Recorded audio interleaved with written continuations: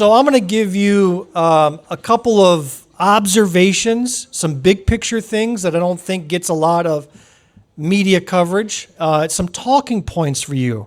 I wish you to take away and pass on to your networks, right? Share. These are all facts that I'm about to share with you. So let's start with the first fact. Yes, somehow, some way, to everybody's surprise, this guy is back again as our president. And all of the states, the blue wall that we were counting on did not come through for us. And in fact, I recall hearing the data modelers. The data modelers, they said the most likely outcome of the election was this, that all of those 7 blue wall states would flip and go to the other guy. They said the second most likely outcome, based upon all their prediction models, was that all those states would turn blue.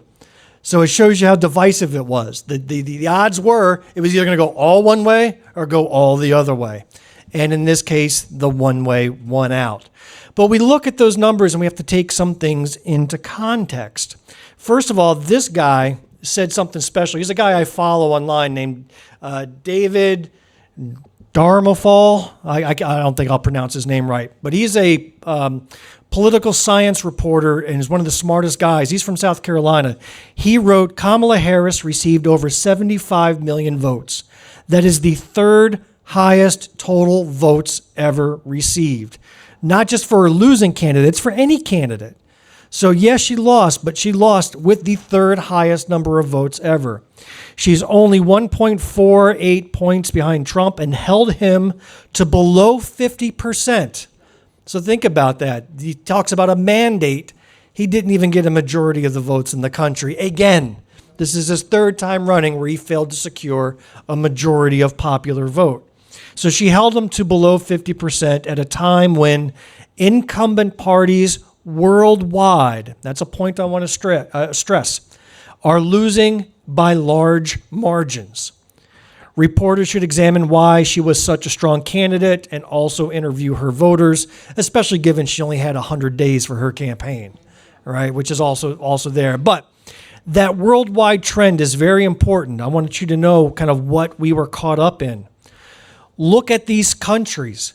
These are all countries where the incumbents lost over the last couple of years. Or in fact, this year, England, the incumbents lost. France, South Korea, India, Botswana, South Africa, Japan. The incumbents were all booted out by large margins. And the United States was caught up in that worldwide movement. Here's a great quote that I saw in an article. Since the pandemic hit in 2020, incumbents have been removed from office in 40 out of 54 elections in Western democracies. And this was a political science from Harvard who said this was a huge incumbent disadvantage. And Kamala Harris, for all intents and purposes, was an incumbent. She was part of the existing administration. So given that, the fact that she got the numbers that she did, it should not be dismissed that she was a losing candidate and that the nation rejected her or embraced the other guy, because that just isn't true. It was a very close election, and she should be commended, I think, for the campaign that she ran. And I was certainly proud to vote for her, and I would vote for her again any day of the week. Let's look at what else happened. You had the U.S. Senate, which went Republican. All right, so there are now 53 Republican senators to 47 Democratic senators. And these were actually not surprising because I think it was expected that the Democratic senator from Montana, yes, we had a Democratic senator in Montana, John Tester, right? He lost. It was surprising that we even had a Democratic senator there to begin with. But the shock was that an incumbent Democrat from Ohio, Sherrod Brown, who was a very good senator, he lost. And then the most shocking one was Bob Casey from Pennsylvania. And this was a native-born Pennsylvanian through and through, very well liked by all regards, but he lost to a guy who wasn't even from Pennsylvania, who didn't know. He actually went to a Phillies game, or Philadelphia. He put up a picture of Philadelphia Eagles parking lot and said, "Go Steelers." Like he didn't even know what city the Steelers were from. Like it was the most embarrassing thing ever, yet he won by a small margin in Pennsylvania and flipped that seat.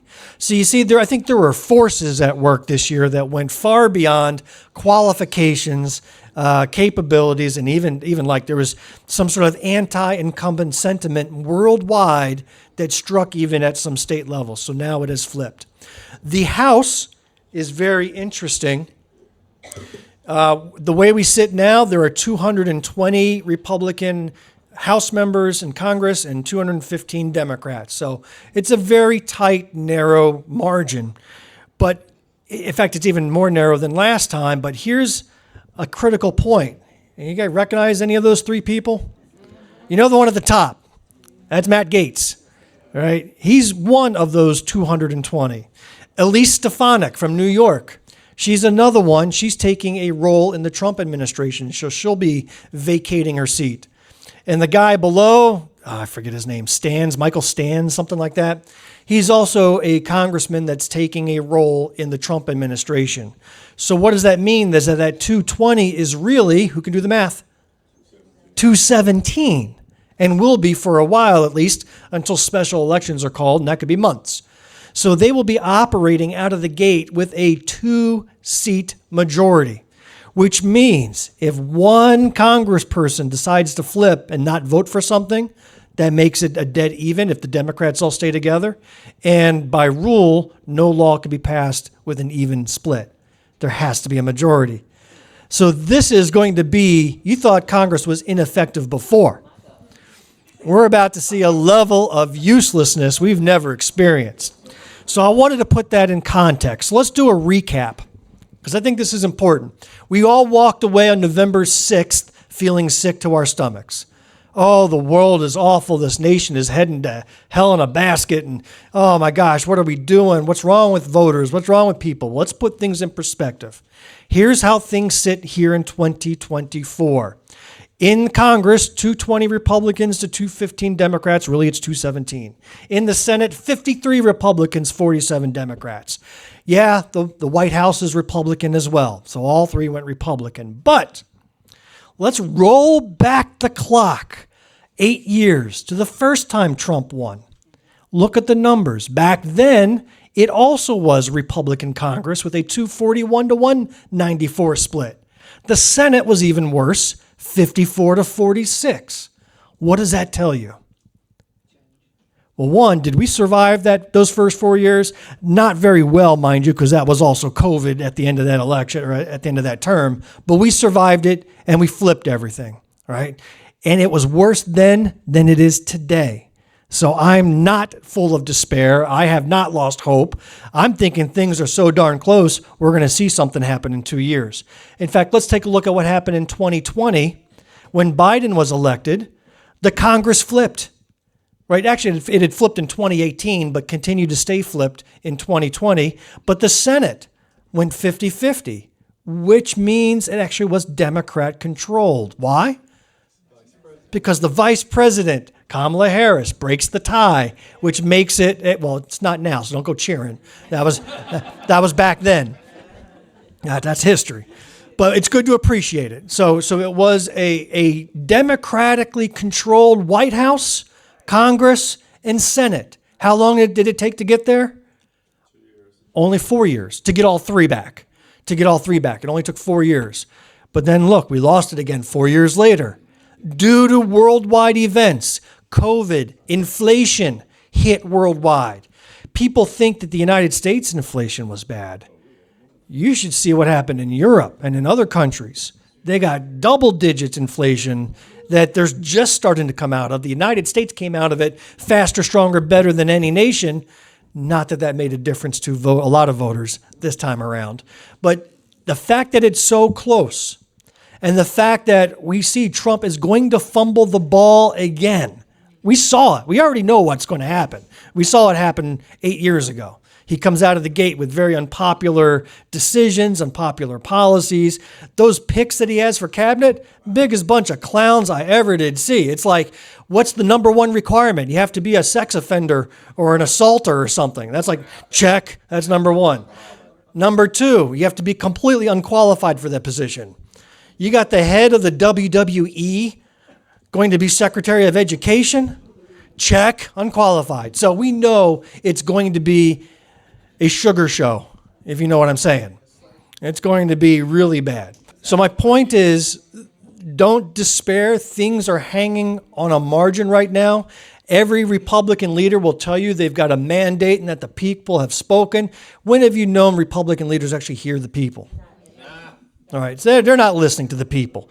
Those numbers tell me more than what any Republican leader ever will. So take that down, imprint that in your brain, and say, no, things are not as hopeless as they would have you believe.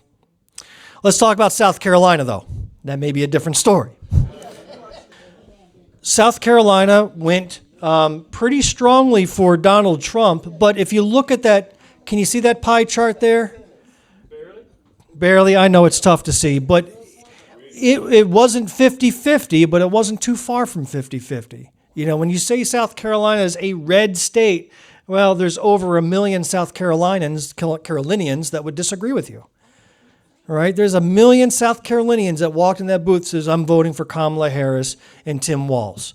That does not make South Carolina the reddest of reddest states.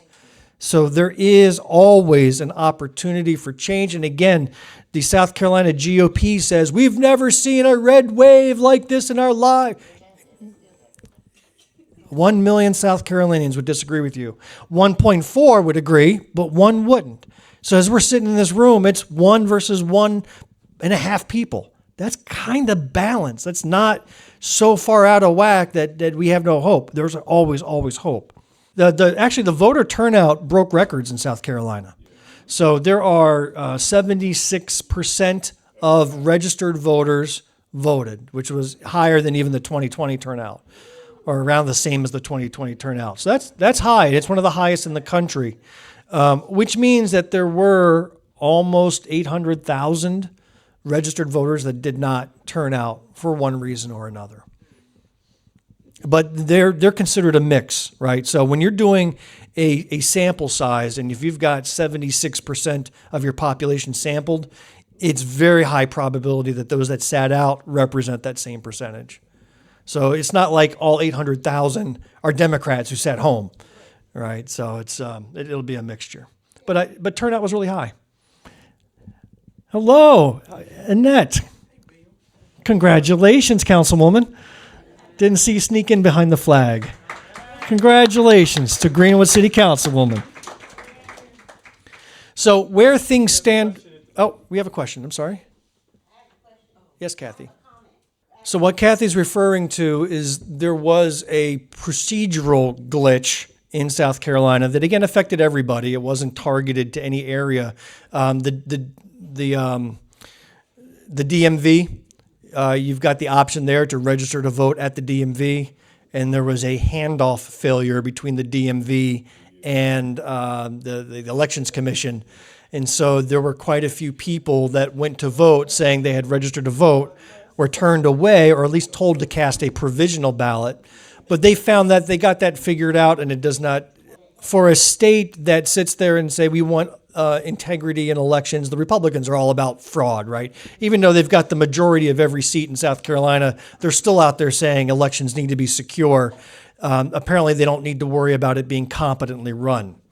So we need to push on that. But yeah, that was kind of a scandal that came out. But yeah, there was also a misunderstanding by the Elections Commission that you are allowed to register to vote as long as you turn 18 by Election Day. Well, a lot of those 17-year-olds who qualified, their registrations were initially rejected because they weren't 18. So the people in charge had misunderstood the law, but they did get them processed as well. And again, that was just a couple thousand statewide that were impacted by it. It wasn't anything material. The thing is with elections, and this is what I said to the Republicans back in 2020 who claimed election fraud was permeating everywhere, because they would point out to every little mistake made and say fraud, fraud, fraud. But you got to realize elections are run by people. Do you know anybody who's more fallible than people? Right? People are making mistakes. People are not understanding rules necessarily. So I think before anybody, I'm talking to us as well, before anybody decries fraud or foul, you have to be very, very sure that there is intent behind it and not just incompetence. incompetence can be cured, fraud should be prosecuted. So let's talk about where things stand as of today in South Carolina. The state house has 88 Republicans and 36 Democrats, which is no change from 2022. So I guess it's kind of a good note, but I'll tell you what, the hope was from the state party down that there would be 5 seats to flip, 5 winnable seats. One of them was right here in Greenwood, and none of those 5 made it. And some were very close, but none made it. So that remains unchanged. And the House has a supermajority, which means it's filibuster proof. So even if Democrats wanted to do the old Mr. Smith goes to Washington, stand for 50 hours until they pass out to filibuster, they can't do it because they can get overridden by the Republican supermajority. The Senate, however, was a tragedy. A tragedy. The goal was from the state party was to retain the same numbers as last time because the Senate did not have a supermajority and Democrats could filibuster stuff there if they desired. Instead, there was a loss of 4. 4 members of that Senate flipped, and some very, very good names, some incumbents that had been there for years, done amazing things in those Senate districts, were considered solid candidates who have won time and time again. And in fact, one of them lost by just 200 votes. 200 votes, and a new guy is now in place of him. So it is a 34-12 split. That is now a supermajority in the Senate, and there is now no stopping Republican lawmakers. So what that means is, and this is what Dr. Jermaine Johnson, who's a House rep, says, everything that happens from now until the next 2 years is 100% on the Republicans' plate.